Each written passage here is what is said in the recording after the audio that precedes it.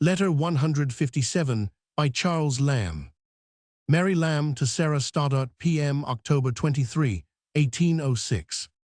My dear Sarah, I thank you 1,000 times for the beautiful work you have sent me. I received the parcel from a strange gentleman yesterday. I like the patterns very much. You have quite set me up in finery, but you should have sent the silk handkerchief too. Will you make a parcel of that and send it by the Salisbury coach? I should like to have it in a few days, because we have not yet been to Mr. Babb's, and that handkerchief would suit this time of year nicely. I have received a long letter from your brother on the subject of your intended marriage. I have no doubt, but you also have one on this business, therefore it is needless to repeat what he says. I am well pleased to find that upon the whole he does not seem to see it in an unfavorable light. He says that, if Mr. D. is a worthy man, he shall have no objection to become the brother of a farmer, and he makes an odd request to me that I shall set out to Salisbury to look at and examine into the merits of the said Mr. D., and speaks very confidently as if you would abide by my determination. A pretty sort of an office truly. Shall I come? The objections he starts are only such as you and I have already talked over, such as the difference in age, education, habits of life, and see. You have gone too far in this affair for any interference to be at all desirable, and if you had not, I really do not know what my wishes would be. When you bring Mr. Dowling at Christmas, I suppose, it will be quite time enough for me to sit in judgment upon him, but my examination will not be a very severe one. If you fancy a very young man, and he likes an elderly gentlewoman, if he likes a learned and accomplished lady, and you like a not very learned youth, who may need a little polishing, which probably he will never acquire. It is all very well, and God bless you both together, and may you be both very long in the same mind. I am to assist you too, your brother says, in drawing up the marriage settlements, another thankful office. I am not, it seems, to suffer you to keep too much money in your own power, and yet I am to take care of you in case of bankruptcy and see. And I am to recommend to you, for the better management of this point, the serious perusal of Jeremy Taylor his opinion on the marriage state, especially his advice against separate interests in that happy state. And I am also to tell you how desirable it is that the husband should have the entire direction of all money concerns, except, as your good brother adds, in the case of his own family, where the money, he observes, is very properly deposited in Mrs. Stoddart's hands, she being better suited to enjoy such a trust than any other woman, and therefore it is fit that the general rule should not be extended to her.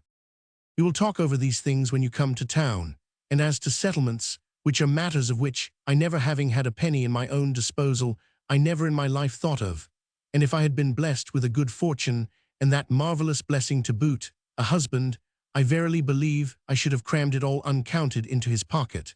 But thou hast a cooler head of thy own, and I dare say will do exactly what is expedient and proper. But your brother's opinion seems somewhat like Mr. Barwies's, and I dare say you will take it into due consideration. Yet perhaps an offer of your own money to take a farm may make uncle do less for his nephew, and in that case Mr. D. might be a loser by your generosity. Weigh all these things well, and if you can so contrive it, let your brother settle the settlements himself when he returns, which will most probably be long before you want them. You are settled, it seems, in the very house which your brother most dislikes. If you find this house very inconvenient, get out of it as fast as you can, for your brother says he sent you the £50 to make you comfortable, and by the general tone of his letter, I am sure he wishes to make you easy in money matters. Therefore why straighten yourself to pay the debt you owe him, which I am well assured he never means to take. Thank you for the letter, and for the picture of pretty little chubby nephew John. I have been busy making waistcoats and plotting new work to succeed the tales. As yet I have not hit upon anything to my mind. Charles took an emendated copy of his farce to Mr. Rotten the manager yesterday. Mr. Rotten was very friendly to him and expressed high approbation of the farce, but there are two, he tells him, to come out before it, yet he gave him hopes that it will come out this season, but I am afraid you will not see it by Christmas. It will do for another jaunt for you in the spring. We are pretty well and in fresh spirits about this farce. Charles has been very good lately in the matter of smoking.